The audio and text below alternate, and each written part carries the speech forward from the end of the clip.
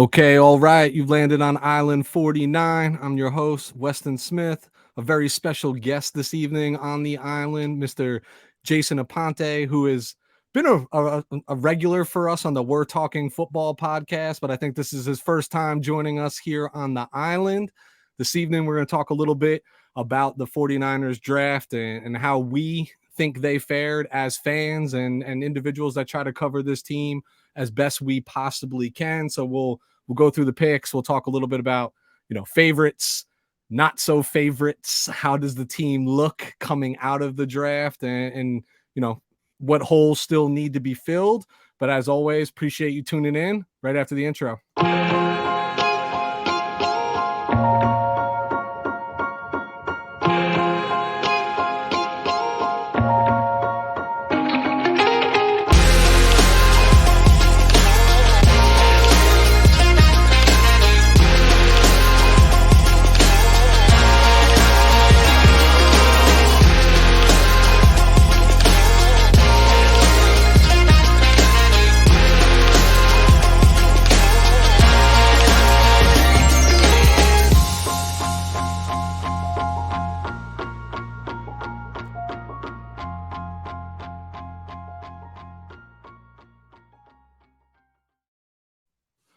All right, back. Jason, I appreciate your patience. I told you that was going to be a little bit long, but we're proud of that intro.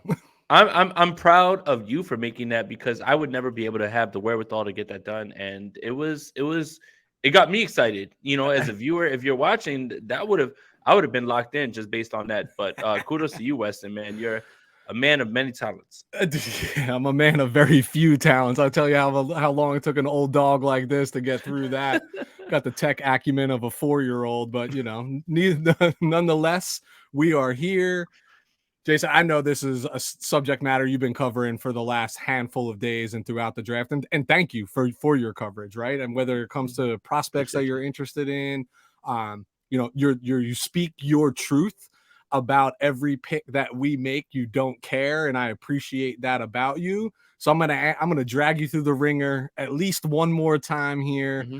Let's talk about the 2023 draft for our San Francisco 49ers. Just a recap here. We had 11 picks going in. We made 9 of those 11, right? So you have at 87 overall with a move from us, Jair Brown out of Penn State. We'll come back to number 99 in a moment. We'll just leave a little teaser with Mr. Jake Moody. 101, Cameron Latou from tight end from Alabama. Darrell Luter was at 155 in round 5. Robert Beal Jr., 173 in round 5. D. Winters, 216 round 6. Braden Willis, 247 round 7. Ronnie Bell, 253 round 7. And Jalen Graham, linebacker out of Purdue, 255 round 7. A lot of late round picks. So quick from you, Jason, just your initial gut reaction after, let's just call it the 2 days that we were drafted. Well, no, you know what? All 3 days of the NFL draft, walking away. How do you think the 49ers fared? C+. Yeah. Again, I love day 2 way more than I love day 1 for obvious reasons, and we're going to get into that. But as much as I disliked the pick at 99, the pick at 101 kind of bothered me just as much, in my opinion. But after that, I feel like the 49ers went back to 49ers business. They identified players that they usually do with the traits that they enjoy and the athleticism that they like. I was fine with day 2. It's hard for me to not press on, technically it was day 2 of the draft, but day 1 for the 49ers. It's hard for me not to look at you guys and say, well, I love the first pick.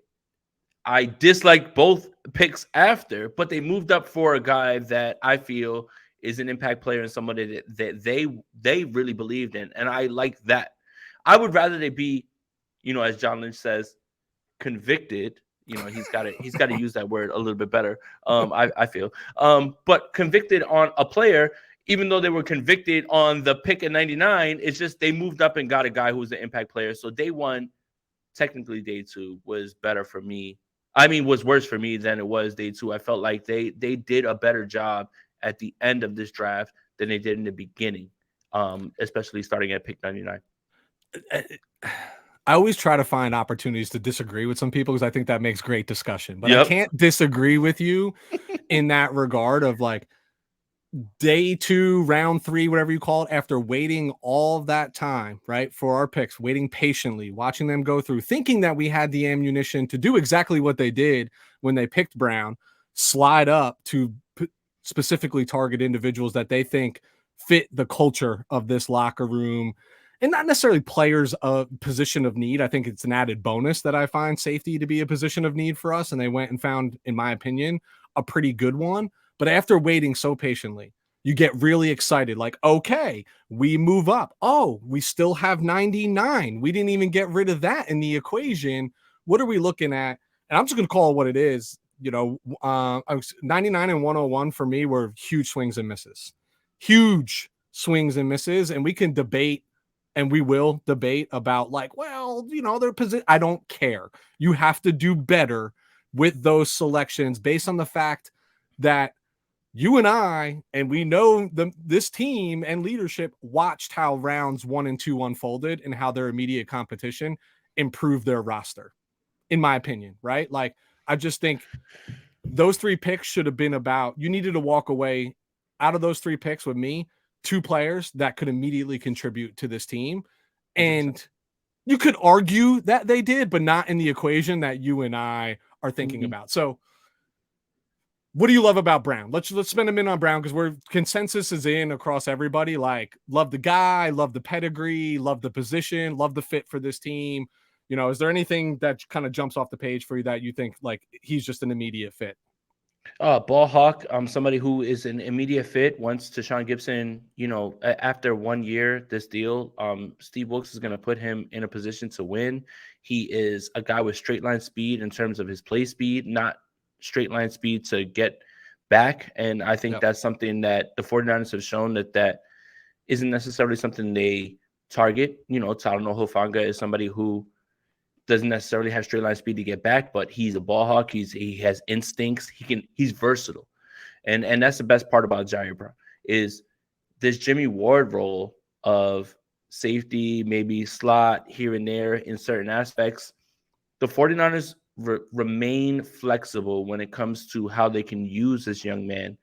And they can run 3 safety sets with him, Gibson, and Hufanga, have him down. I understand Isaiah Oliver's here to compete for the slot corner position, but this move up, this draft pick signifies something. Well, 2 things for me, Weston.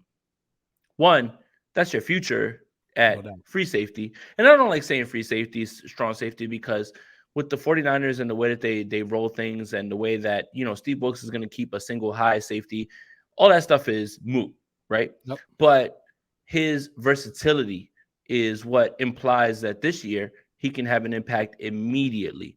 And again, you mentioned it.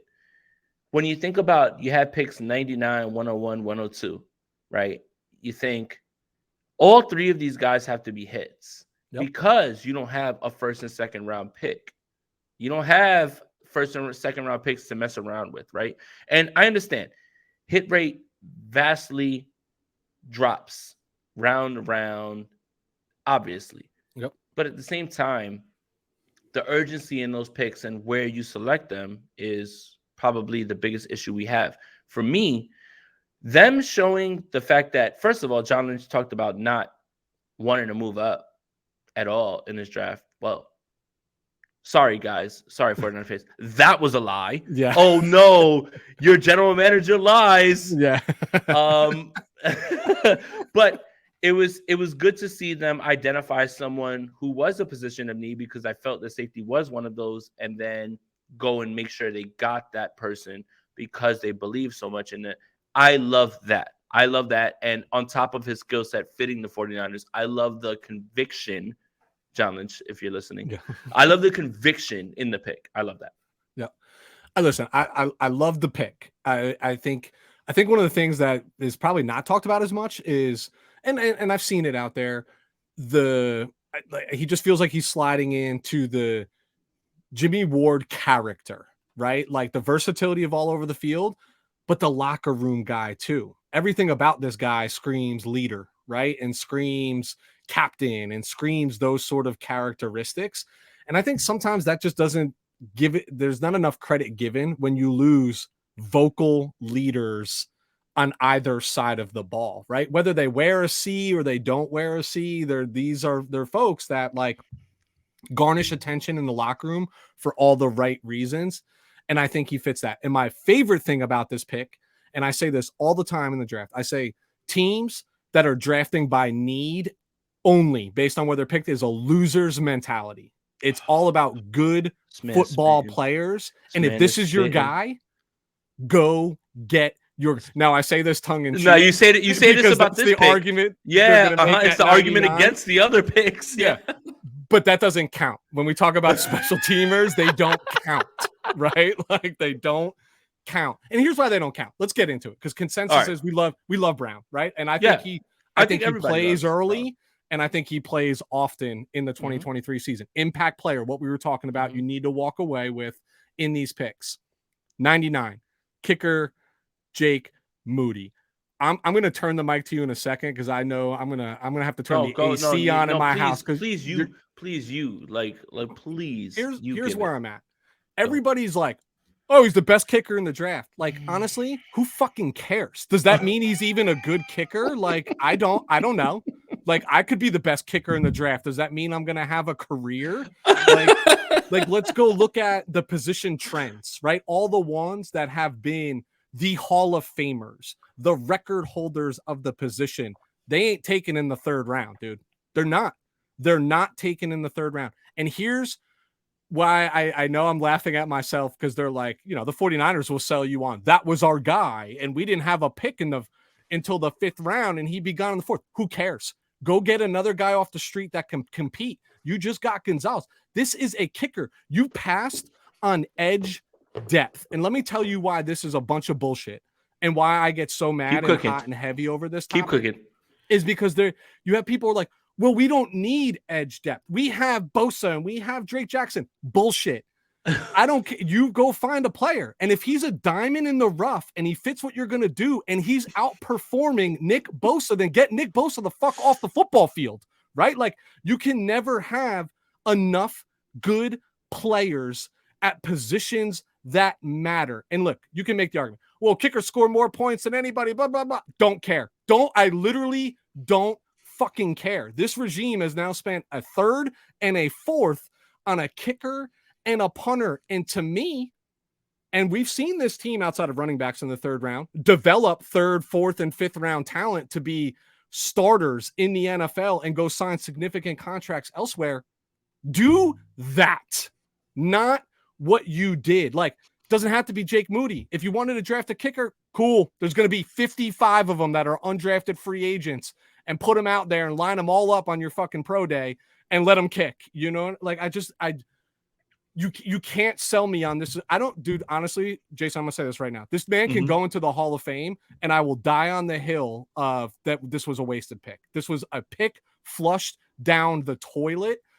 I don't know, man. I don't know. I'm just going to say the same thing over and over again, but like, we needed to kick. No, you don't.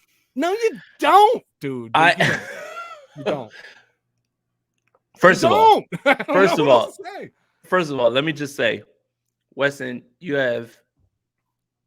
there's nail on the head, and then there's what you just said, and you're just completely, like nailing that. My issue is this. The fact that I value the kicker position so little, in terms of that, and when you look at the history of drafted kickers, there is only one kicker in the history of the NFL draft during this time that has gotten a second contract with that team, and that's Sebastian Janikowski. And the idea of a franchise kicker is absolutely fucking stupid. It's the dumbest thing I've ever heard in my life. Okay. Justin Tucker, undrafted. Jason Myers, undrafted. Robbie Gould comes to the 49ers, which I had an issue with him because he, as a kicker, said, I want to trade. And I just said, how fucking dare you? You don't get to, you're not a football player. You don't get to say that, but whatever, regardless. I will tell you this. I would take Robbie Gould on a 1-year deal for $5 million after the CMC restructure than waste this pick on a kicker. When you look at the amount of actual football players that were on the board, Isaiah McGuire. Oh, wait, an offensive tackle that the 49ers usually covet with his skill set. Blake Freeland is literally a Mike McGlinchey clone. But yet, at 99, this isn't the time to make that sort of pick for a guy who can be adequate in the run game and maybe can develop in the pass pro. This is the time to address your franchise kicker. Yep. Everybody always looks at me and they say, Jason, you're overreacting. Jason, you're railing on kickers. Kickers don't fucking matter. They don't. And if you are relying on kickers, it's based on late game situations. You're a bad football team. Well, you know what, Kyle Shanahan? If you don't feel good about your kicker, let's say you don't draft a kicker, I'm looking at you, Kyle. Maybe go for it more on fourth fucking down and move the ball and score more touchdowns, so you don't have to worry about a kicker being the reason that you don't win or lose games. The other thing is this whole idea of Jake Moody is, well, if I have a kicker who can win, kick from 60, Justin Tucker is the only guy who can do that. He is 3 of 7 from 50. That's Robbie Gould numbers. Yeah. Robbie Gould was automatic from 49 in. So Jake Moody better be 49 in, automatic. He misses one kick, out. I'm on his ass. Get his ass out of here. And then one more thing, Weston, before, let's move on to actual football players because I'm tired of belaboring this point. Zane Gonzalez's problem is not making kicks. That's never been his problem. It's been injuries. Yep. So what happens if Zane Gonzalez, during this camp competition with kickers, which is so important, much more important than figuring out the quarterback position for the San Francisco 49ers at this point, what happens if Zane Gonzalez goes out there and drills 11 out of 11 every single time, doesn't miss? He's a veteran. He's made big kicks in big games. Now what? If you tell me that you're going to cut Jake Moody after taking him at pick 99, I'm even more furious. No. What I need this to be at pick 99 is I need this to be your guy that goes in the ring of circle, your guy that never leaves the team, your guy that when people think of kickers, they think of Jake Moody. Yeah. So no pressure, bud. But John Lynch and Kyle, what the fuck are you doing? What are you doing at this point? I mean, this is the shit that people lose jobs over, right? Honestly, right? Making this type of decision. And I do too want to move on, but I know you've talked about this subject a little bit more than me. I read this article and somebody, well, first of all, you mentioned how Robbie Gould is money from under 49 and under in, right? Pretty confident that's in the fucking kicker's job description, right? It's 50 is where you get the leeway of it was 53. We get it. You know Justin what I mean? Tucker's the only one who's automatic from 50 out. Everybody else is just a crapshoot. Yeah. And so fine. You get the leeway here. I read this, somebody posted this article and I hope I'm not shitting on somebody who worked really hard on this, but the article was about how Jake Moody kicks really well. He's insanely accurate when the weather is perfect and there's no winds and there's no rain and I'm again, isn't that the job description? That's all you do. That's all you do all practice long. Your whole career is you kick the football. And I'm not trying to belittle it. Listen, my man's going to make a better living than you and I are ever going to make, right? Just going out there and kicking the ball and probably not doing well at it as well. But I'm floored by this. That's the most obvious statement in the world that he kicks well when the weather's perfect. Okay, who doesn't? You know what I mean? I hope so. Yeah, exactly. Right. And if that is the silver lining for 99 overall in a draft, in any draft, I don't care where your team is. I don't care if you just won the Super Bowl, you lost with that pick. That's an L all day long. Let's go to another L. 101. Cameron Latou. Listen, listen. these guys are in the NFL, right? Like I'm a Monday morning Of course. quarterback. I'm sitting literally in the basement of my house with a Tupac poster behind me. Like, Yeah, who look, the hell am I? I get it. got a Yeah, bunch you know, of pop yeah, figures. Yeah, like exactly. Like I get it. Like deserving of all of their hard work. Here's my thought on this. I love the position being addressed because they need to address the position. I just don't particularly care for the player that they selected. I would have been okay if this was even the kid from South Dakota. I would have been okay if this was Mallory, your boy, right? From Miami.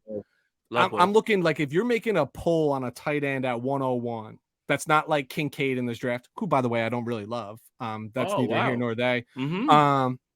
Not One our hit, business. one hit wonders, not our problem, but you know how one hit wonders go. Mm-hmm. You and I are old enough to see how all the music world works with one hit wonders.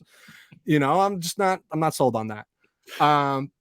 But with Latu, it's just like too much of a project at 101 that doesn't feel like he does anything that we want to ask our tight end 1 or tight end 2 to do particularly well.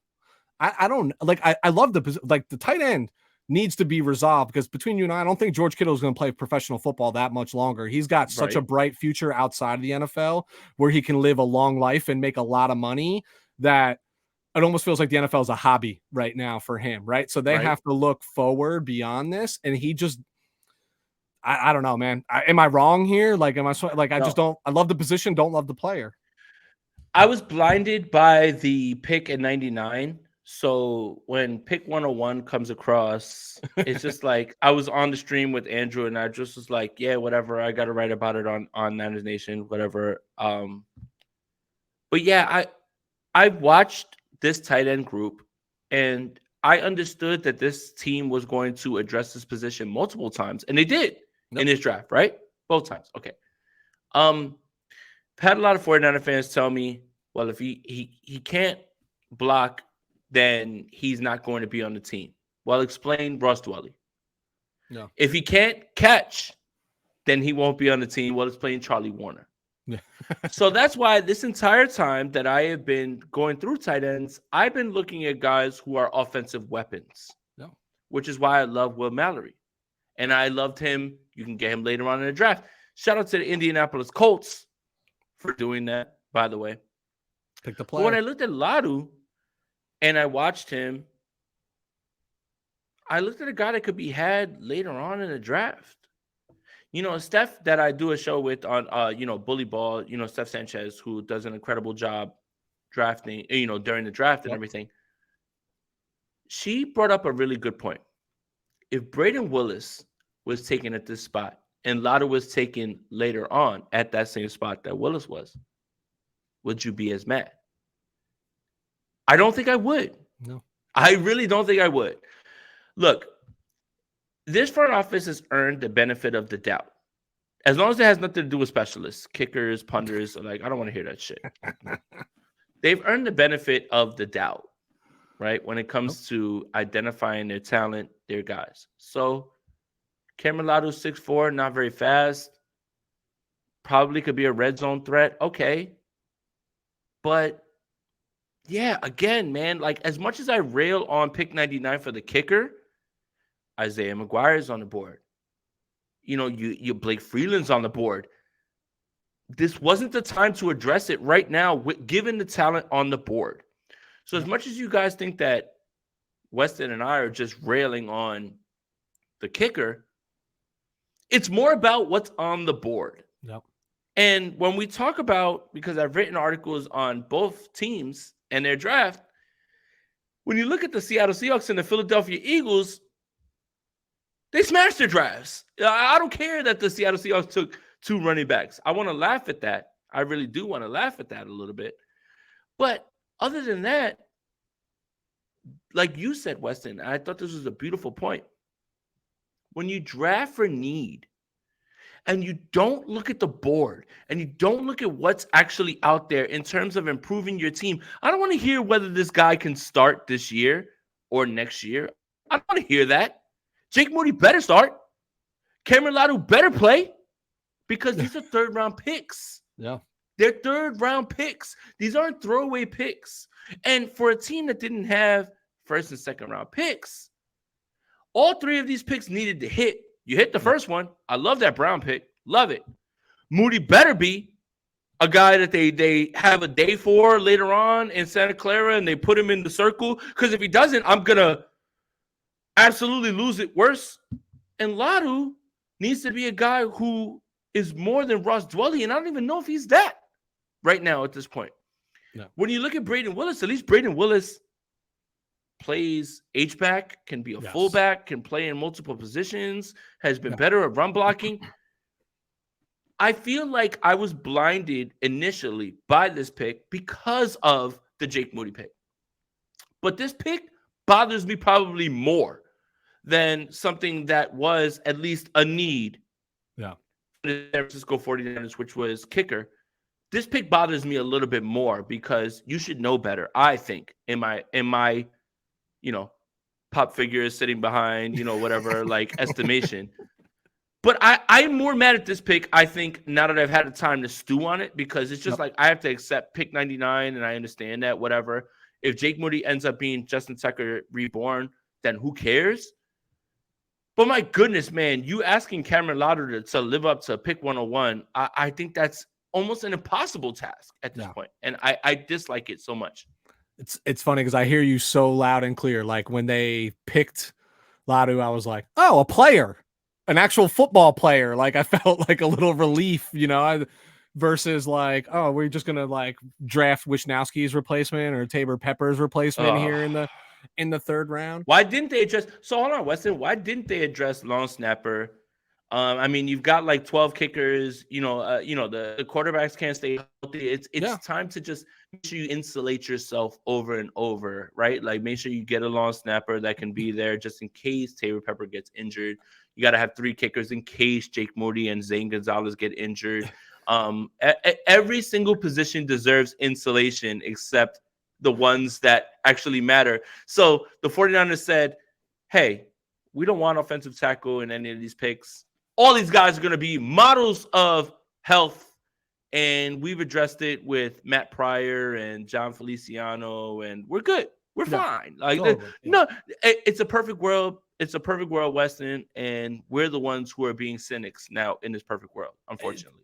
It's sometimes like, so come on, let's agree on the fact that like the 49er fan base can be toxic, right? I'll say that conservatively. Can they? Can be toxic. No way. No, and also the 49ers fan base is great at justifying anything that they do.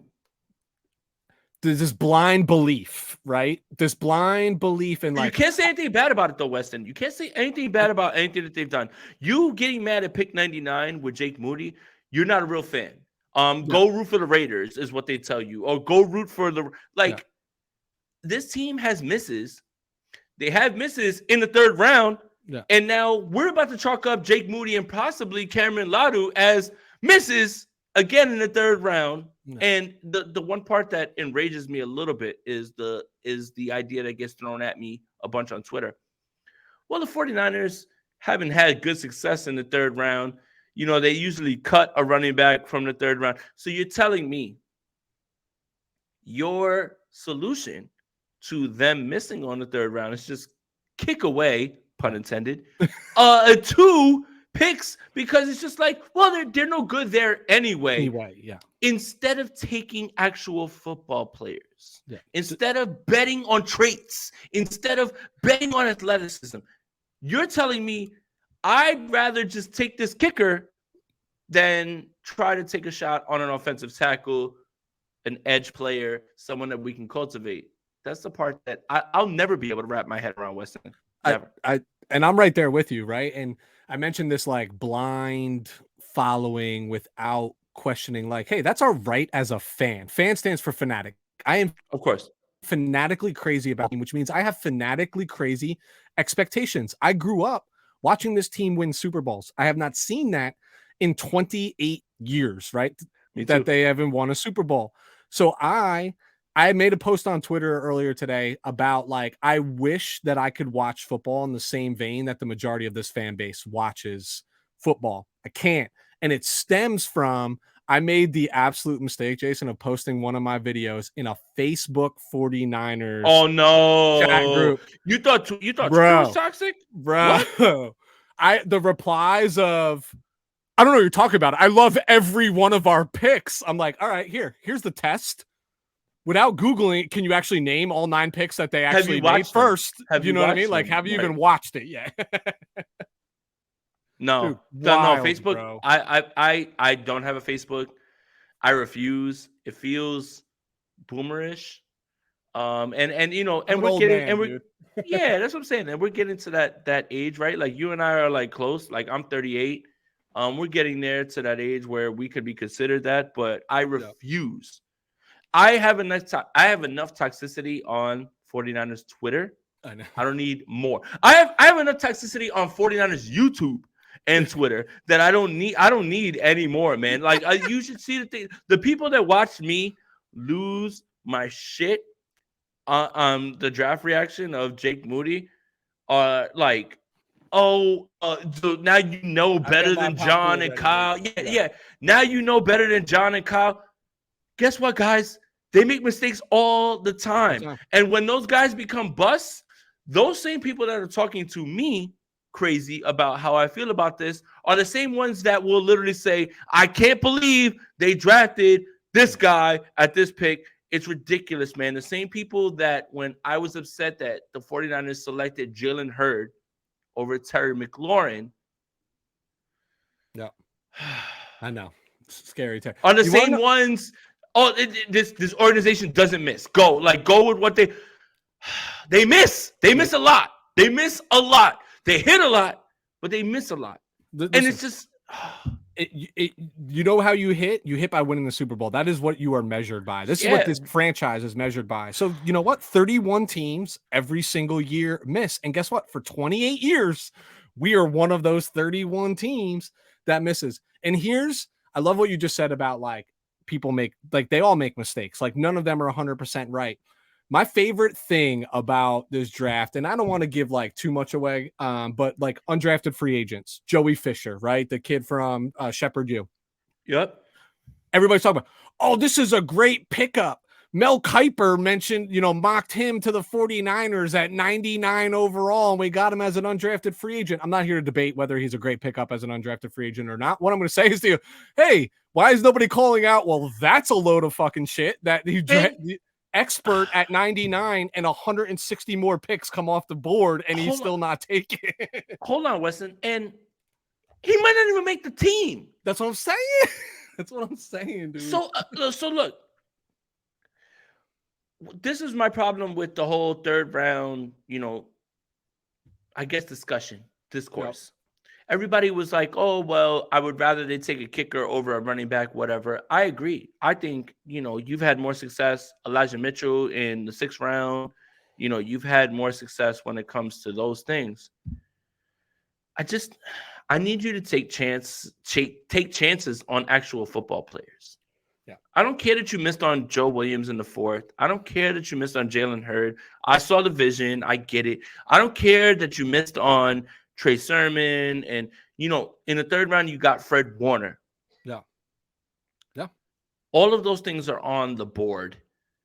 To take a kicker and a developmental tight end at the end of this 3rd round feels arrogant. That's the word I'm going to use. 100%. Arrogant. 100%. Because you believe everything's going to fall your way. You only needed these players. You aren't trying to insulate your team. And I think the good franchises, the 49ers are one of them. Sure. I think the really good franchises realize, yeah, well, we're loaded at tight end, wide receiver, whatever it is, running back, tackles. But that doesn't last forever. And injuries happen. So if you're a team that's a championship team like the San Francisco 49ers, you don't need guys that need to step in immediately. But you not addressing the tackle position because you believe in Colton McKivitz, which I hope. But then you understanding that Trent Williams has 2 more years at the most. Maybe. Here. It feels like negligence. And it feels like, again, like you said, with kickers, find them at your Trader Joe's, find them off the street.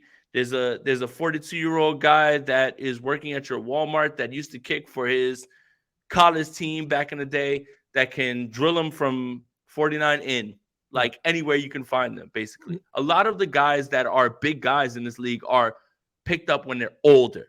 Yeah. There are no franchise kickers. I can't keep talking about this.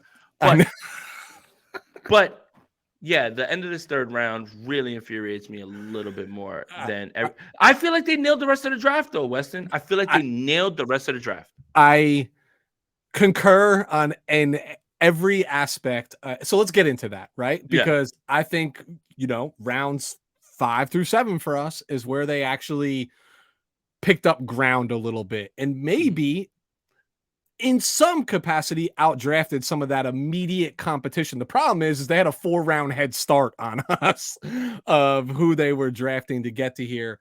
So we'll go quick, right? Like Darrell Luter, right? I'll admit this, right? I have not watched a lot of South Alabama tape. Like I just haven't, right? They're not nationally televised. Was he down in Mobile? I wasn't down in Mobile if he was down in Mobile. So I'm sure you got some exposure to him. Like, what do you love about the kid outside just being a little bit bigger, super athletic? I mean, you nailed it right there. Like the length, the speed, all of those things. He's much more of a zone corner than he is a man cover corner. I think the 49ers are going to look at like press a little bit more, but that doesn't necessarily mean man or zone. Like you're going to see him in specific situations where he can get hands on a receiver and everything as well too. I think the other reason that you address cornerback is after Mooney Ward and Diamador Lenore, you don't feel great about what's there, right? Like at this point. And if you don't believe me, don't listen to me.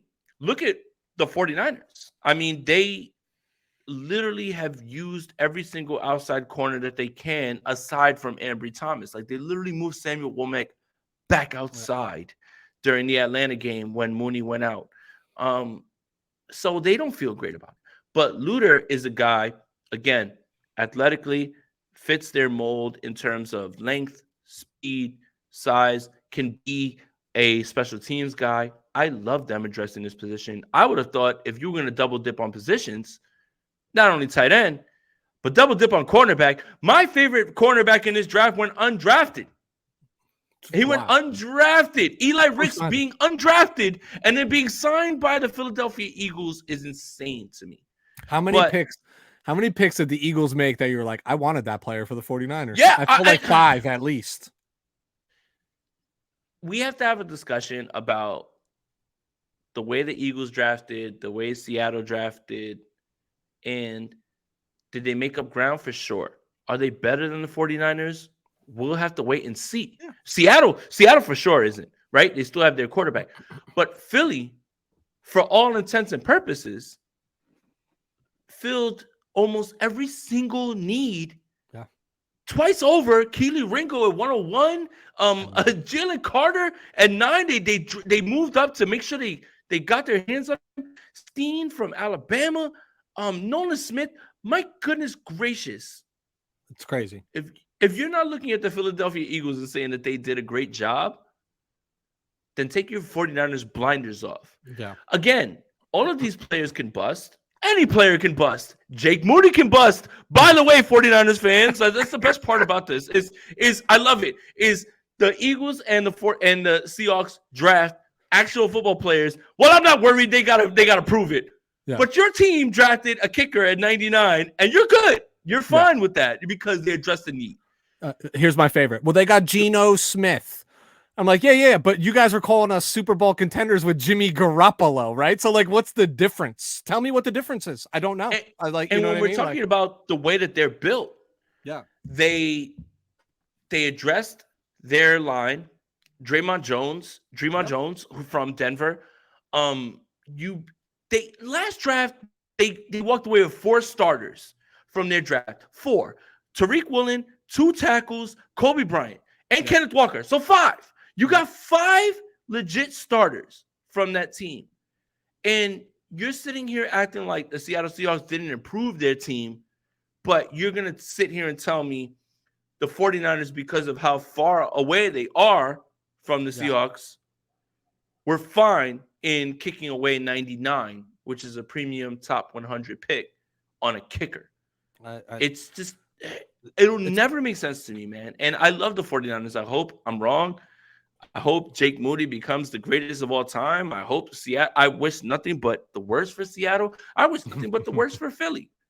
Me too. But man, we're from that part of Jersey. We're close enough. Yeah, I'm northern New Jersey, so I stay away. By the way, Jair Brown from Trenton, New Jersey. So also he's definitely conflicted when it comes to those things. But don't sit here and tell me about how you don't believe in what Philly and Seattle did, and then sit here and look me in the face and say I'm good with them taking a kicker at 99 and then a 101 developmental tight end. But back to your point about Luter. Luter's a baller. I'm excited about him. I think that's a very good pick. I think the 49ers addressed something that I thought they should have addressed earlier. They could have had Keely Ringo, whatever. I'm not going to keep harping on it. I'm not, even though I have. That's all I've been doing this entire time, Weston. I get it, dude. I mean, listen, this is your 8th show talking about the draft, right? Like post draft. So it's funny you said something about Luter, and what you said, not about him, but about the position. I'm a big believer that there's 3 positions every single draft, every responsible NFL team should address: corner, edge, quarterback. I believe that you should always be looking at those 3 positions. Sure. To me, they're the make or break it, right? And a lot of people don't talk about corner that way. I'm a former corner like myself, in my fucking heyday, right? Like where white corner, Weston, you definitely try to break the mold. Like I love that. Well, I was like your Jason Sehorn. Jason Sehorn, let's go. Dude. Yeah. I had the long sleeves, dude. I was so bad. I wore the Dion thing around my neck. Bro, let's go, man. You definitely knew what time. I'm an old man, bro. I'm gonna be 40 in May. Based on, I haven't seen the tape, but already off of aura, you're like rising up my draft board just based on that. So here's funny. My coaches used to say, so I played a little collegiate ball, a very small amount of collegiate ball, at Fordham University. My coach used to say, he goes, dude, if you were half as good as you thought you were, you'd be All-American. Flat out, right? Like that's what he would say to me. I was like, I'll take that as a compliment, even though I know it's a complete diss that I think I'm better than I really am. But corners, dude, they make game-breaking mistakes, right? And when you're exposed at that position, and you know what edge means, and you know the quarterback is the most important position in sports, period, point blank. And we've seen the late-round draft people, Mr. Irrelevant, have impacts on season. The GOAT, a 6th-round pick, right? Like, I feel like you always have to look at that. So I love addressing Luter. I wish they did more of it. They did it more in the undrafted free agent world, but I think that's a position that you can never have too much depth at. And the truth 100%. Is this team doesn't have any, right? With E-Man gone, you mentioned, hey, let's talk about another 3rd-round washed pick, right? Which could be Ambry Thomas, right? It's not could be. It is. It's a foregone conclusion unless the man, listen, we're going year 3 for him, right? He's going into year 3. Yeah, I hope I go to training camp and he turns into that guy. Like I hope going out there. It just, yeah, definitely. But he wasn't. You, man. He was not that guy last year at all, at all. And his team doesn't believe in him in that way. All right, Robert Beal. Let me give you my 3 seconds on Robert. Go for it. No, and I think I saw a lot of this. Starting with Luter and through at least the next 3 picks was plus traits, right? Size, speed, athletic ability. But to me, the only thing that I remember about Beal, admittedly, was against Michigan? No. Yeah. Yeah, in the semifinals, right? When he had the wait, you're talking about D. Winters? No. So then, no, with Beal, he had the strip sack. Who'd they play in the semifinal? Georgia, yeah. Not Michigan. Because D. Winters went to Michigan? Did D. Winters went to Georgia? No, D. Winters went to TCU. So TCU Beal went to Georgia. Yeah, so TCU played Michigan, and he has that interception in that game in the same thing. The pick 6 is what Winters had. Yeah. Beal had a strip sack. I guess it was against Ohio State. Yep. Ohio State. Yeah. So I remember that play, I don't remember a lot, but I know that like Kirby Smart's talked highly about him. I know when you look at 6'4", 247 and a 4'4", 840 at the edge, you can't help but salivate, So, but I feel like this is what I'm talking about in the 5th round, because this team does have a history of grooming late round prospects, is get me the plus side attributes, characteristics of an individual. And I feel like, I hate to drink the Kool-Aid here, but like, I'm kind of intrigued to see Chris Kaser get his hands on this man and see what comes out of it, All of those things can be applied to the picks that we're frustrated with at 99 and 101. But I will say this about Robert Beal. We found out that we have a new metric in terms of figuring out how good edge rushers are, and it's that GTFO metric. If Chris Kosaric has him with the highest GTFO metric, then I'm going to ride with that. Speed rusher, the guy that you exactly, again, I think a lot of the shine is off of him because of him being in a rotation in Georgia, right? Like he didn't get to play every single down, but athleticism, everything, first step, burst, immediate, like gets to the quarterback, all that stuff is evident. And I think, again, man, it's so crazy how we can talk about 5th round picks with this level of excitement and then literally be in the 3rd round with 2 premium top 100 picks and just say, I don't know what you're thinking. But again, this front office continues to figure out ways to get guys that fit what they like. If Chris Kosaric likes it, I love it. Then that's how I feel. This one, I'm not necessarily drinking the Kool-Aid, but I am going to trust the 49ers on this because he does fit something that they have been trying to find since 2019, which is a speed rusher opposite of Nick Bosa. He fits that immediately, especially now in a rotation where he can develop year after year. I love this pick. Love it. So here's what I love the most about Beal, right? Is I think the misconception around edge rushers is they have to get to the quarterback in the form of sacks. They don't. They just have to apply pressure. They just have to get that ball out quicker, eliminate big play opportunities for quarterbacks where they hold on to for 4.5, 5 seconds to air that hoe out all the way down the field, right? Like shout out to Croc. Yeah, that's true. I guess I've been listening to too much Croc. No. I mean, hey, look, air that hoe out and or kick that hoe. That's all Croc stuff, man. I appreciate Croc's it. Out there kicking field goals in Crocs. Hey, I would take Croc as a free agent than spending 99 on Moody every single day. Hey, shout out to Croc. I draft you at like 158, but you ain't getting off the board at 99. Make sure you cut this and put it on Twitter or whatever, so we can add him about it.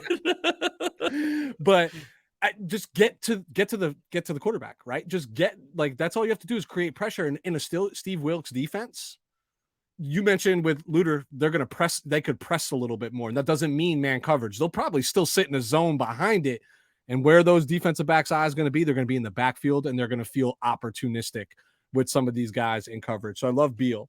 I love Beal. I like the Beal pick. I'm not saying here's the pick that I do love outside of Brown. D Winters. Yeah, I am all in on this pick. First and foremost, because we develop linebackers well. Secondly, I just have this obsession with off the ball guys who fly to the football and have.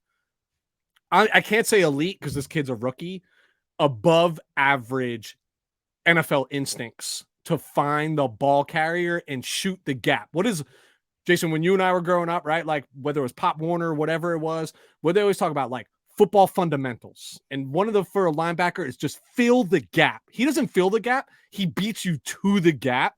I love this guy. I think he makes the 53 right out of the gate, whether it's just special teams contribution. And honestly, dude, he's going to find his way on the football field some way, somehow. And that's a lot of expectation. We talk about Fred Warner, Dre Greenlaw, and we know Wilkes is going to go more nickel than he's going to go 3-backer. I just feel like he's almost built like another safety, right? Like size, attributes wise. Mm-hmm. But that 4.4 speed, man, and the way he just go put on tape. Like, don't have to believe me. Just go watch the tape. The way this man fills a gap and the way he finds the football. I don't think I've ever been as excited as I am right now for a 6th round draft choice. I think this is the steal for the 49ers. When you go back and look at it, like this is going to be the guy and he's going to get a second contract here in San Francisco. I just can't help but believe that. When you look at Fred Warner, Dre Greenlaw, D Winters, what do all of them have in common? Converted safeties Yep. who play fast, who run to the ball. He's such a 49er, such a Niner. Like it's easy to be excited about this, especially when the track record is there. Fred Warner is the best in the world. Dre Greenlaw just had his breakout season this past year, and the 49ers identified that again. It's just the more and more we talk about how excited we are about these picks makes me more and more angry about 99 and 101. Like, what could have been? What could have Oh been? my God, Weston. What could have This been? team, this team understands what they want. I love that. That's the reason that they are still the betting favorite in Vegas to win the NFC without a starting quarterback somehow. Why is that? It's because their roster is so good. It's because of what they've built. It's when you look at the traits that D Winters has, you are looking at, and he's like literally a Dre Greenlaw clone. No doubt. Jordan Elliott was the first one to point this out. When you look at his size, stature, everything that he has, his measurables, all of that is Dre Greenlaw. All of it. No. So are the 49ers looking to replace Dre Greenlaw? No, they just extended him. Fred Warner's not going anywhere for a long time. And yes, the 49ers won't be running 3 linebackers, especially under Steve Wilkes. And because the way the NFL works is you have to have an extra DB on the field now at this point because you can't get caught in base when there's so many pass catchers and threats on the field. But my goodness, man, does D Winters feel like a guy who, like Aziz Al-Shaair, sticks around, continues to get a deal until he's unaffordable. But again, that's how good franchises stay good. They understand we're drafting this guy. He'll be good for us for this long. But when he gets out of our price range, unfortunately, he'll have to walk. And then what do? You go back in the draft and you draft again another guy. So again, man, I have to give the 49ers front office kudos for the back end of this draft. Dislike day 2, in that 3rd round. But everything else feels great. All right. So we talked about Braden Willis, right? Like we'd be fine if he was 101 versus 253 where he was picked. We talked or 247. We talked about like that H-back role, that 7th offensive lineman, right? If Juszczyk is off the field or whatever it might be. I like the Braden Willis pick. I think he's a little bit of a sledgehammer in that regard. He's not going to go light it up. He's not going to have 1,300 yards receiving anytime soon. So he's not, I think the goal for me, if I was how deep this draft class was in tight end, I almost felt like I had to walk in and say, where is my George Kittle-esque replacement? Yeah. And I know easier said than done, right? Like he's a special player. He's a very special player. I understand that. And that's far and few, right? Like he's constantly compared to Kelsey. I could tell you that Kelsey can't block anywhere near what George Kittle can do. And their receiving capabilities are similar. Kelsey's got the edge, but similar. But you can't just go find and replace Kittle. He what did he catch? 40 balls in college, right? And then has 1,300 yards receiving one year. But I think you had to make the attempt, and I think those bodies and those prototypes were there, and we didn't walk away with either of them. I think he's closer and more from the blocking ability, but I don't mind it. In the 7th round, 247 overall, and you talked about it, right? Like we would be fine if he was 101 versus 247. We would have been fine. So let's move past that. Give me your thoughts because I hope I'm not in the minority around this, but Ronnie Bell. Such a Shanahan receiver. And again, this team, a lot of people will look at this pick and say, well, they're insulating themselves for the loss of Brandon Ayuk. And I don't think Ronnie Bell is that.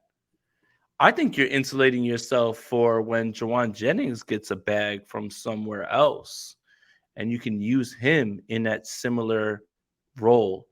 He's a guy who's tough at the catch point, up top, right? Throw him the ball, 3rd down, can move the chains, he's yards after the catch.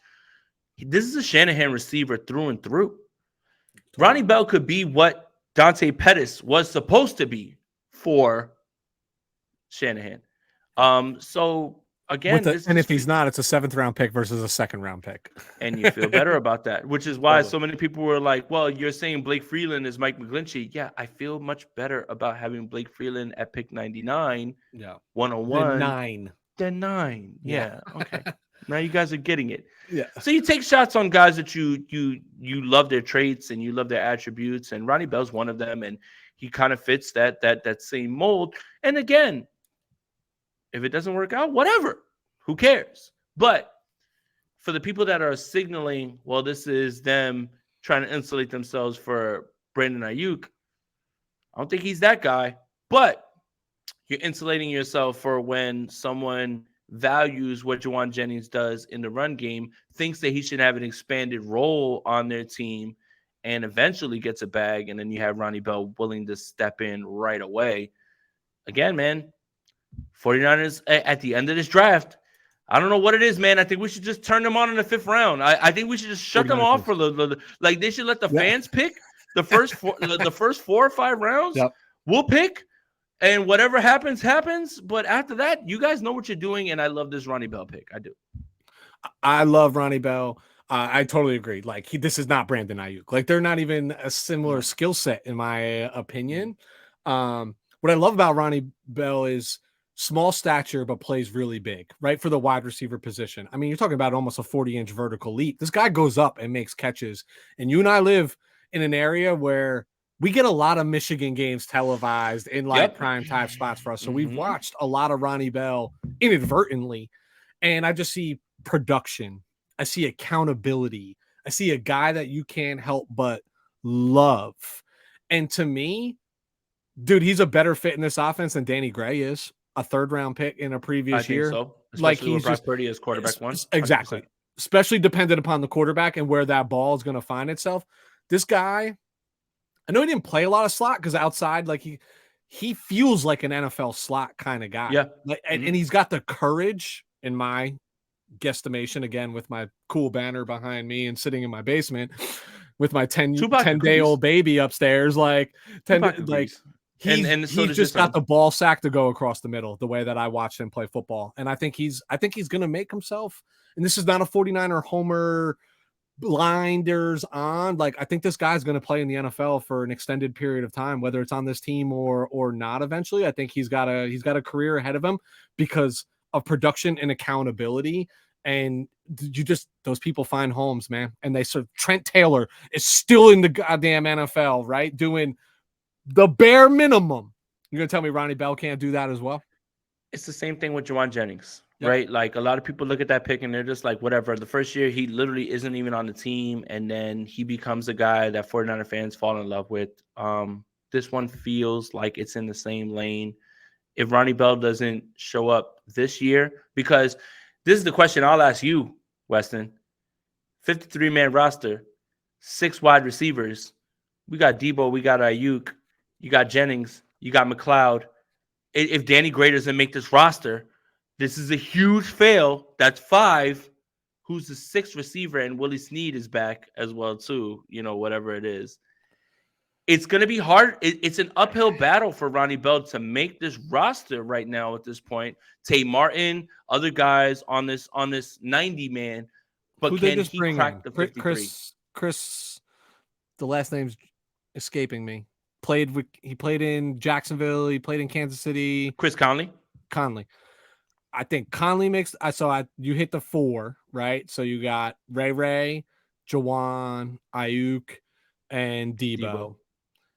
Conley for me is 5, and I think Ronnie Bell makes it. I think Danny Gray is going to be a disappointment just the way the offense is built, man. Well, I mean, and then again, 3rd round picks.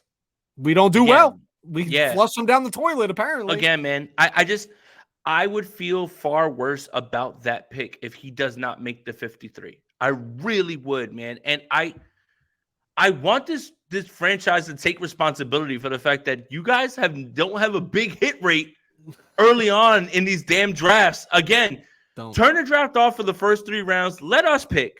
Yeah. Let us pick. We'll pick. And then when you get to the 4th, 5th, 6th, 7th, draft those guys that you look at that are big guys, because you have found so many diamonds in the rough, but you've missed on so much. Yeah. And you've continued to miss. Fred Warner is the only third-round pick that is really, I mean, he's the best in the world. Yeah. Mike McGlinchey was very serviceable. I think we can agree on that, right? Like at 9. Brandon Ayuk was a baller, right? Like I get that at 2. But all the other picks, it's like Reuben Foster, get lost, Solomon Thomas, go away. Like Jalen Hurd and all these guys, it's just like, man, what is it about the first few rounds that puts you guys in a spot where you can't make the right decision, but make it 4, 5, 6, 7? Oh man, you guys are finding all pros. You know, Talanoa Hufanga was in the 6th round, all pro. Like what is it about the end of the draft that you're better at than the first part? The scouts that you give, that you ask to go find these later tier players, need a promotion. And I know it's so my former coach is actually a scout for the Houston Texans. Right? What's that? We can say it's Adam Peters, right? Yeah, we can say it's Adam Peters. Yeah. Like, I don't think John Lynch does much for this organization other than he's a great talking figure. He's great, right? The media loves him. I love John Lynch because I love the person and the player. I got a chance to speak with him, and like he made Steph do the Bosa impression and everything, which was fantastic. Yeah, me and John Lynch, like we're good, man. We're good in these streets. I'm good on him. Like I'll never say anything bad about him, and you know how I feel about Coach. So, But Adam Peters is probably the guy that deserves a lot of credit. It's just 49er fans have a tough time assigning picks to players, because we don't know the process. We don't know. Yeah. What's the deal with everybody in there, right? Like there's certain picks that you look at and you're like you said, Ronnie Bell, that's Kyle Shanahan, in my opinion. My opinion, right? All day. Dante Pettis was Kyle Shanahan. Yep. Brandon Ayuk feels like Kyle Shanahan. John Lynch feels like Solomon Thomas. John Lynch feels like, I feel like he's the one that's responsible for the Jake Moody one, but I'm gonna let him. He feels like a Kinlaw pick. Like he felt like a Kinlaw pick as well, too. 100%. So here's what I think the 49ers are missing. You've seen this, where the Cowboys actually have given you behind the scenes look. First of all, when they picked the kid of the scout, right? Awesome. Great feel good story, etc. But they showed you when they picked the D tackle out of Michigan, what that conversation looked. Have you seen this video? What that conversation looked like internally? And you got to see the scout made this pick. The scout literally convinced McCarthy and Jerry Jones that this was the right pick. I want to know what that conversation looks like in the 49ers locker room or in their war room. You were going to tell me something about a former coach that you had, though. I hear.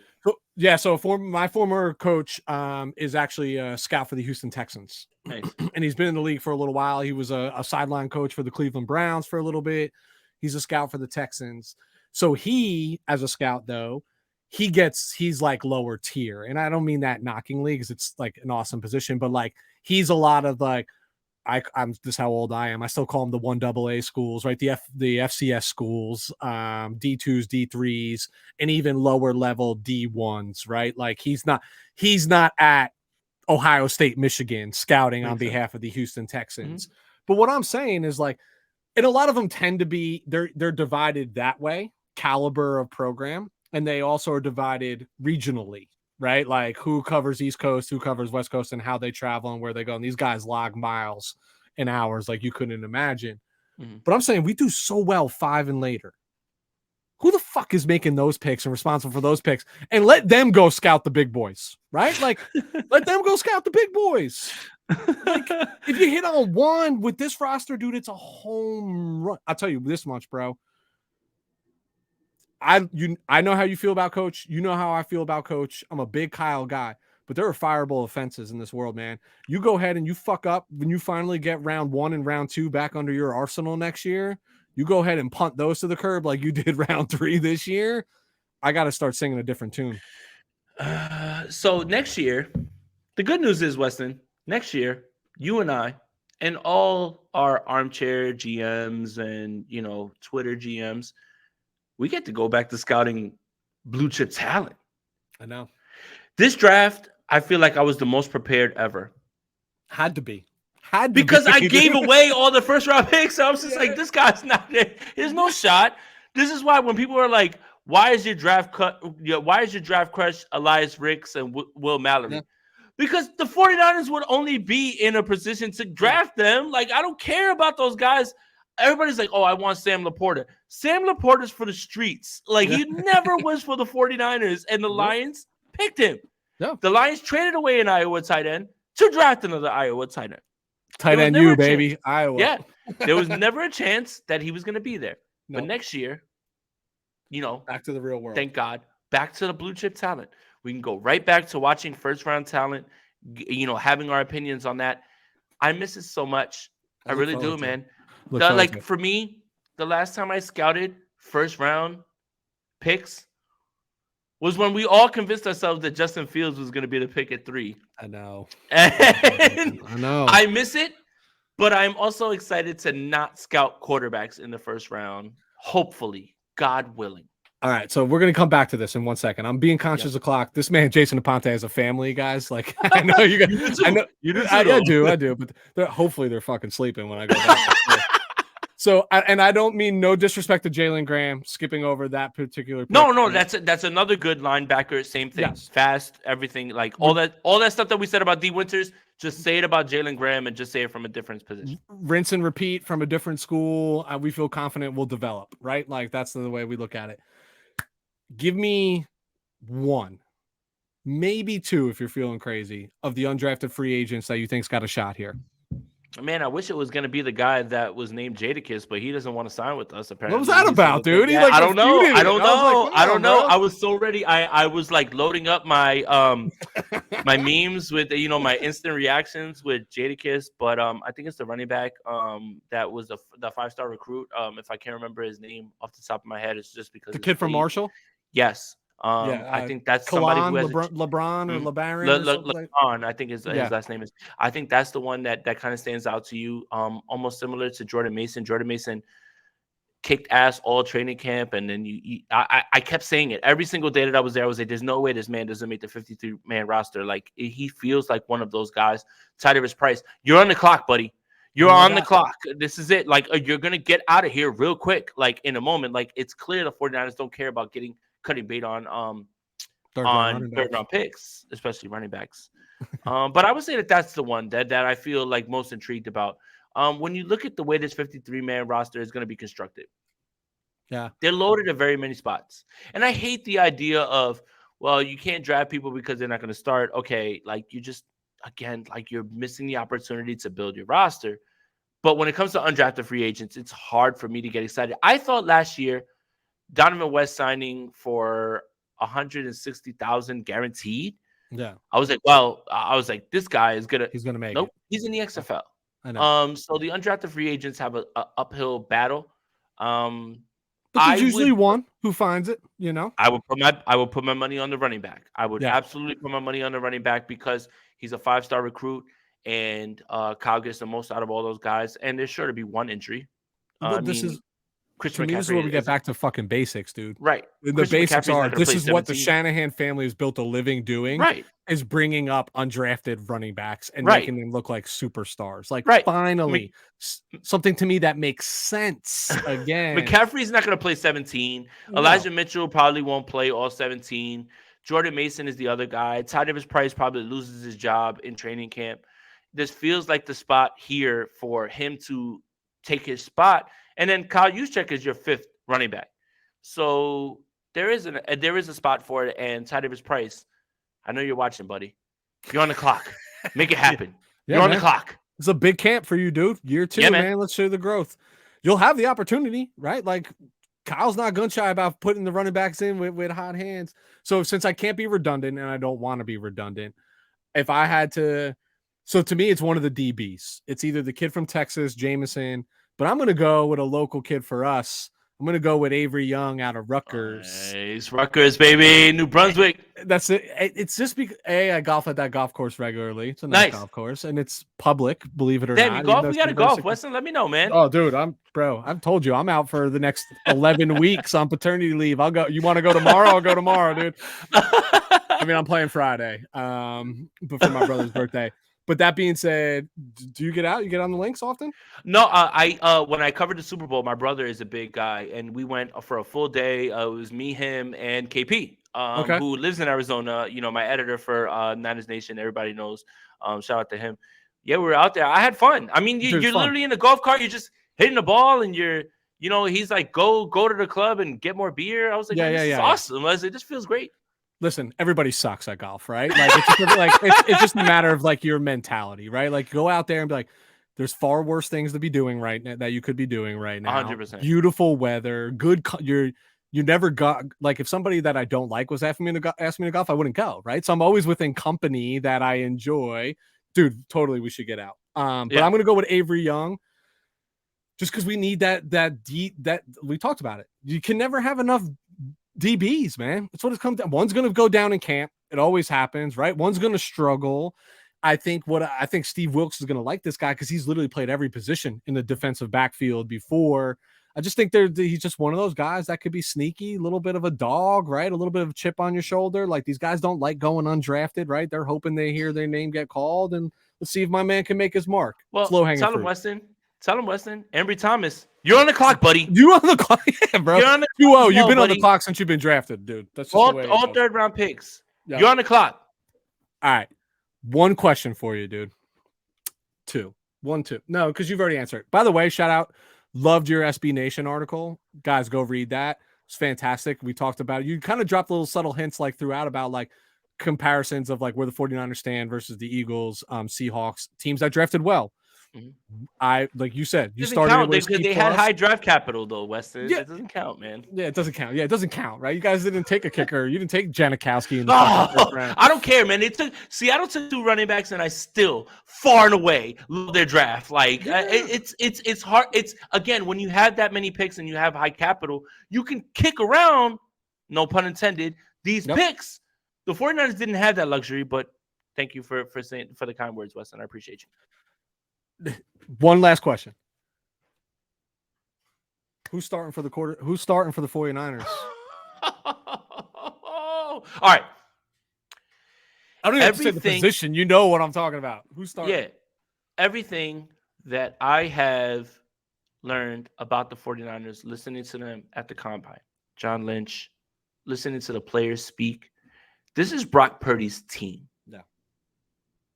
If everything went well and Brock Purdy, I mean, the 49ers could have lost the NFC Championship with Brock Purdy playing the entire game. Like that's a possibility. It really is. But if Brock Purdy was healthy and ready to go, there's no doubt in my mind that Trey Lance would have already been traded 100%. From this team. This is Brock Purdy's team. Now, if you're asking me who will play in while they're waiting for him because they are ready to wait, this is their entire team. Like, this is what they built themselves on. Then it's Trey Lance. And Weston, I'm glad that we're on this platform where I can curse a little bit. Because I've got we go loose here. I've got some fucking problems, man, with the way that this quarterback position has been evaluated by 49ers fans. So there seems to be a section of 49er fans that have already written Trey Lance's story after 4 or 5 starts. And yet, I have watched Sam Darnold be fucking garbage for 55 starts, clearly, right? Like, and only 6 of them at the end of his time with the Panthers was he even somewhat decent. Yeah. And yet, I hear constantly, I can't wait to see Sam Darnold with these weapons but it's never, I can't wait to see what Trey Lance can do with these weapons and Kyle Shanahan. Sample size is now being used as a way to judge Trey Lance in a way not being used to judge Sam Darnold. When my father said this is one of my father's favorite things, and I love it because it's specific to the quarterback position. When a person is trying to show you who they are, let them. Because that's who they are. Yeah. Sam Darnold's garbage. Has been, and I have a large sample size to speak about. If you believe Trey Lance isn't good or won't be good, that's what your opinion is. But there's no way you're going to convince me after 5 games that the 49ers should give up on Trey Lance when I watched 55 games being this close to New Jersey, right? Like Yep. MetLife's right out of my stadium, right? Like right here, like out You of my could house. see it literally from where I you can are. see it from here. I can hear when someone throws an And interception. Darnold throws a pick. I can hear the crowd. I can hear it. There's no way you're going to convince me that you feel way stronger about Sam Darnold's chances and not Trey Lance's. Someone tweeted something today that I felt was the best thing that I've ever seen in a long time. Shout out to my guy, Kev. When you have absolute takes about Trey Lance, you are telling on yourself. And that goes both ways. No doubt. When you say that you think Trey Lance is him and he's the next guy, you're telling on yourself. When you say that after 4 games you're done with Trey Lance, you're telling on yourself. What's wrong with gathering information on a guy that has not played many games? I have enough information on Sam Darnold. The jury came in. Judge ruled he's not good. But I don't want to hear about what he could do with the 49ers if you can't tell me what you think Trey Lance could do about it. I've had that on my heart for a long time, Weston. He's not fucking good. He's not good. And I don't want to hear. Look, oh my God, the 6-game sample size that everybody's talking about. He had 5 turnovers in those 6 games. Yeah. And someone said, well, in 2 games, he had 0 turnovers. So wait a minute. In 4 games, he had 5 turnovers. Yeah. And you're good on that. You're fine. You're fine with that. Dude, these people are delusional, man. They're delusional. Look, it's just, my thing is look, man, you can say 2 things are true. Sam Darnold was in a bad position, had bad coaches, Adam Gase, whatever. Everybody likes to rail on him. It's funny. Yep. We all joke about him. But, man, when you look at the sample size that everyone is looking at for the reason that you're excited about Sam Darnold, it's gross, actually. Yeah. Because Ben McAdoo said, we're taking away all your deep shots. I want you to stay intermediate. We're not doing any of that. We're giving you defined reads. And he was decent. He didn't. It's not even like if the 6 games were 14 touchdowns, 0 interceptions, and they won all 6 games, and okay. 6 touchdowns, 5 turnovers. And in 2 of those games, he didn't have any turnovers. That means in 4, he had 5. Sam Darnold's not that guy. And I'm tired of it, man. I'd rather give me what I don't know in Trey Lance and what I know in Sam Darnold. And stop lying to all of us about what you believe Sam Darnold can be now. Only 3 quarterbacks in the history of this game have been really bad in certain places, and then all of a sudden figured it out. Yeah. And Sam Darnold, Steve Young. Steve Young, he's pretty good. Hall of Famer. Alex Smith. And Geno Smith. Yeah. Every single other quarterback that was garbage, it remains garbage. So don't point those 3 of the 175, 800 quarterbacks, whatever it is, that have been bad. Don't point to me about that and say that that's the reason the 49ers should give him any sort of shot, man. This is, again, man, Kyle Shanahan just is enamored with his guys, and his guys will get away with whatever it is that they want, man. I'm sorry. All right, I'm done. No, and these become fireable offenses, in my opinion, right? Like, you make the wrong decision here. To me, speculation, this whole Sam Darnold shit's for the birds. I can't believe there's people that get paid a shit ton of money to do and talk about this, that continue to push this narrative. I'm just being point blank with you. Yep. I don't get paid to do this. I do this as a hobby and out of to feed my own ego, right? Like, and I'm never going to push that narrative. Here's what's baffling to me. I agree with you. I agree that if I had to push a slant or a narrative in one direction, it feels like Brock Purdy. And I get that. Like, I saw with my own 2 eyes what this team looked like at the end of the year. And I said there was a threshold, right? Like, if you got to a certain point, you kind of can't turn back. And listen, it is what it is. It's unexpected, but like, this is what I say when I mentioned earlier, right? Like, if you have a defensive, edge who comes on and all of a sudden is out playing Nick Bosa, well, sorry, Nick Bosa. Like, you play the guy who's playing, and he was playing and he was balling, and the team was, most importantly, the team was humming. But what I can't for the life of me understand is how this narrative has changed so quickly when literally at the start of last season, they were like, Trey, here's the keys. Here's the keys, bro. here are the keys. And you know what? We talk about the 4 or 5 games. Jason, honestly, have you seen anything in those 4 or 5 games that say he's not the guy? No, and in training camp, the best way that I can put it, again, bluntly, was he was inconsistent. Yeah. And I think anybody who was there with no agenda, anything like that, would be able to say that. But Maybe. the guy who needed reps was struggling while he was getting reps. This is my problem. The timeline never matched up with Trey Lance, his development, and where this 49ers team was. Yeah. And Brock Purdy has kind of bailed them out of that. Bailed them out of that decision. Brock Purdy deserves every single moment to be quarterback one when he's ready to go. You and I are old enough to remember Steve Young. The 49ers had not scored that many 30-point games since Steve Young. Yeah. That's crazy to think, right? Colin Kaepernick lit the world on fire. You would have thought Jimmy Garoppolo would have had a statue outside of the Jeff Garcia TO years. Yeah, right. So I understand that. There's nothing that I've seen that I didn't expect from Trey Lance. I expected bumps and bruises. I think this team wasn't ready to deal with the bumps and bruises. And that's their biggest miscalculation when it comes to this. If the 49ers wanted a quarterback-ready guy that was right away ready to go, they didn't have to move up to 3. No. He would have been there at 12. Yeah, he would have. His name is Mac Jones.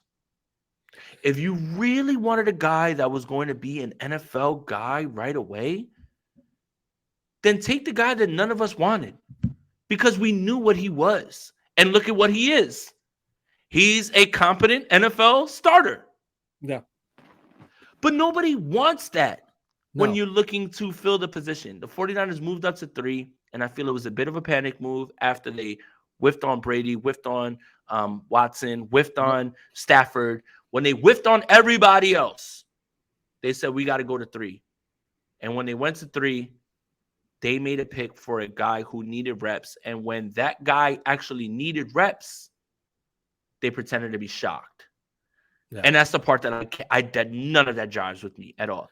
If you weren't ready to go through it, then you shouldn't have drafted him. You could have drafted Mac Jones because there wouldn't have been as many bumps and bruises. And here's the crazy thing, dude, is the same guy who probably was adamant about pulling the trigger on him is the same guy that's losing patience over it and says, we can't experience that. Kyle Shanahan. Same game, same guy. It's the same guy, dude. And look, I'm telling you right now, nobody, and I say this knowing that there's definitely a handful of us. Like, I would love for this to be Trey Lance's team. Me too. I would love for it because that means we invested capital. We got what we expected in that investment. But at the end of the day, like, I can't ignore what I saw from Brock. Like, dude, I'll be the first to admit, I'll eat my crow right now, right?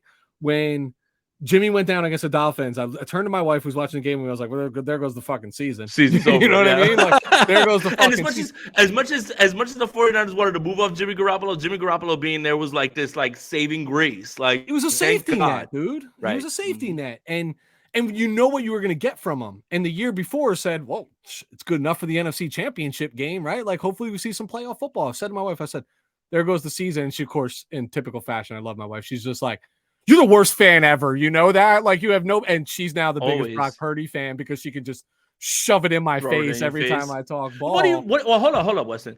I literally went on record, like, on Twitter, saying that Brock Purdy had a shitty camp, which he did. I don't care what anybody says. Like, you're not gonna make that. Like, there were days where he didn't even get reps. Nate Sudfeld got reps over him. There weren't days where he got reps. My mistake wasn't talking about what I saw at camp. My mistake was saying this kid is never going to be anything when it comes to the NFL, and that was absolutely wrong. So people throw that back in my face all the time. But you're not wrong, dude. I wasn't wrong. It's all relative. Yeah. 7th round pick, Mr. Irrelevant. You shouldn't have got no burn, right, in the preseason. Listen, I guarantee even Kyle Shanahan, like, yeah, they saw some things in practice, right, along the way leading up to that. But don't for a fucking second tell me that when Jimmy went down that he didn't turn around and go in his little headset up to the booth like, fuck. Well, and all right, here's your other nod, right? They paid Nate Sudfeld money. The only reason Nate Sudfeld got cut was Jimmy Garoppolo shows up back again and they bring him back. Yep. And if they were so big on Brock, then get rid of Jimmy. Like, you don't need him, right? Like, you love Brock so much, right? Like, it's lies and lies on top of lies. And then when he turned out to be what he was, they could always point back to, oh, well, we always loved him. We always loved his. Nah, man, like that was literally a saving grace, like Superman jumping out of a window, saving Lois Lane after she throws herself out of a window, like that type of thing. And I will not hear anything to the contrary of that. Let's seal this with a chef kiss. All right. All right. Here it is. This ties all the way back to why you don't take a kicker at 99. You take football players who play a position because you don't know. You want to know why I love the NFL, dude? Is because there's stories like Brock Purdy on every page you turn to. Listen, this is not a knock, right? Like, I know you and the guys have had a great time being out in Mobile, being out in Indianapolis for the combine, right? Like, this is like all-star stuff that you dreamed of as a kid that you get to go do. And I'm 100%. Super envious of this. But I would put more stock in Mobile than I do in Indianapolis. You want to know why? Because they put pads on. Everybody, I had coaches who used to say this all the time. I'd be worried about like the incoming year, like that guy's going to take my position. And coaches be like, bro, everybody looks good in fucking shorts and t-shirts. Mm-hmm. Everybody looks good running a 4.340. What do they look like? You said this about Jair Brown, right? Like, he didn't have the fastest clock time, but God, when you put the tape on, he sure does move around that football field pretty well in the Big Ten. You know what I mean? Like, the other thing that I learned real quick in terms of the combine is just that's like interviews. That's it. More of that stuff is just that's the person. And when you look at, like, I'm sitting there watching the drills, and you look around, those coaches and GMs, they're there for a little bit of it, but they leave. You know, like, those guys are ready to tie one on and go crazy at the nighttime. That's the thing that I learned more than anything at the combine, is that all these guys are just like us. They work, and then let's just go hang out at night or whatever. And that was the most fun part of the combine. But yeah, the combine is more about the combine is just about interviews, man. It's really just about it's rubbing elbows, man. I always say it's shaking hands, kissing babies, right? Like, that's what the combine's about. And even for the players, like, this is your opportunity to say, like, this is who I am as a human being. This is what I do. And this is what teams put stock in that. I would put stock in that if I'm a general manager, right? Like, are you a team guy? Are you a me guy? Like, dude, I don't think it's an accident Will Levis's stock dropped because of what they view him as a person. You know what actually rubbed me the wrong way about this guy is he didn't even stick around for day 2. He went and packed it back home and went to Connecticut. I'm like, that's a guy who quits when he doesn't get his way, right? And that's just the way I interpret things, of course, right? Like, no, and a lot of people right or wrong. Like, and that's where the combine for me, but like, again, to not miss our chef's kiss opportunity when we talk about somebody like Brock Purdy, Mr. Irrelevant, is exactly why you don't kick away 99 overall or 101 overall, because that's an opportunity to get a football player who can contribute, right? Like, and if Brock's the guy, does that not make this team? Does that not open the window if he comes back? Because you don't have to sign him for 2 more years, dude, right? Like, you're paying this guy. You're not paying this guy millions of dollars. You're paying him hundreds of thousands of dollars against a $230 million a year payroll. You know what I mean? Like, yeah, it opens your window. All right, dude. I'm giving you my virtual hug, man. I appreciate you. No, man. Look, you're absolutely right. Like, you're absolutely right. Again, it's to tie it all the way back around. Draft football players. Continue to draft football players. Always draft football players. Please. Listen, if you want to know how Jason Aponte really feels about kickers, join any one of his fantasy football leagues that he runs. There ain't no kickers. I don't no. And you know what? Somebody else and I was like literally like trying to make my point to somebody, and I was like, they're literally the last pick in every single fantasy draft. Because someone was like, this isn't fantasy football. I was like, yeah, it's not fantasy football because they wouldn't be drafted early on. Like no one's taking Justin Tucker in the 3rd round. Christ, give me a running back, give me a wide receiver in that round. Like, bro, I don't even draft kickers in my leagues. I go week to week. I like literally go matchup to matchup. Like, if me I have too. To have in certain leagues, if I have enough roster spots, what I'll do is I will draft another wide receiver or running back and take a flyer on that player. Figure out where they are in that week. Drop him right before, and then it's time to pick up a kicker. And then boom, I will do that week to week. I don't care about that, man. Again, if I can find a kicker who is fantasy relevant 5 weeks in, if I pick up Nick Folk, 5 weeks in from the Patriots, and he was not Justin Tucker, who was actually drafted, all those guys, and he's adequate, you look crazy. You spent a pick on a kicker, and I spent a pick on a position player. Yeah. And by the way, when his bye week comes, he's off my team and he'll never be back. Like he's never be back. I don't even look in the rear view mirror. I'm like, whatever, dude. For that 120-point game that any kicker will give you throughout the year. But all right, Jason, as always, my friend, I appreciate you. It's great to see you. Great to catch up with you. Appreciate you spending some time here late on the evening. Let's get back to our families. Let's do this again as we get a little closer to the season. Man. We see some more free agents maybe come over this way after McCaffrey's restructure opens up a little. I have to imagine there's something there, and it's not Brandon Allen, right? I have to imagine something's there. Real quick, PFF put out top landing spots for players, and they have Isaiah Wynn as the 49ers' best landing spot for him. Would you be mad about that? I wouldn't be mad about. I'm not mad at that at all. I want Justin Houston. I want an edge. But if you're talking about fortifying a tackle position and you're taking a swing on somebody, 100%. If Isaiah Wynn brought himself to Santa Clara, I'm good. I'm good with that. Yeah. I'll clear out to whoever's locker needs to be cleared out, and I'll pack his shit for him and write his name on the board. Matt Pryor, you better learn Chinese, buddy. Get out. I'm just kidding. Yeah. Y'all do me a favor. I know you already know who Jason Aponte is. You're going to get more from the Island 49. We'll have Jason back. He's a good friend. He's a great buddy. And more importantly, he's a great human being. But please subscribe, sign up, do whatever you can. Support this initiative. Go forward. Love to hear from you. But Jason, again, my virtual hug, man. Can't tell you how much I appreciate you. Thank you so much for hopping on this evening. You got it, man. Anything for you, Weston. Appreciate you. And shout out to Lou, man. Tell him to trade Justin Herbert to the Niners, and we'll be good. Yeah, I saw that shit, and I was dying laughing. he's like, my biggest knock is this on Justin Herbert. My biggest knock is that he hasn't forced a trade to the 49ers. Why haven't you just showed up at 49 Centennial Boulevard at this point and just like here's my bag. I want to be here. Locker? Yeah. Be here. Yeah. All right, man. We'll catch up soon. That's it. That wraps us up.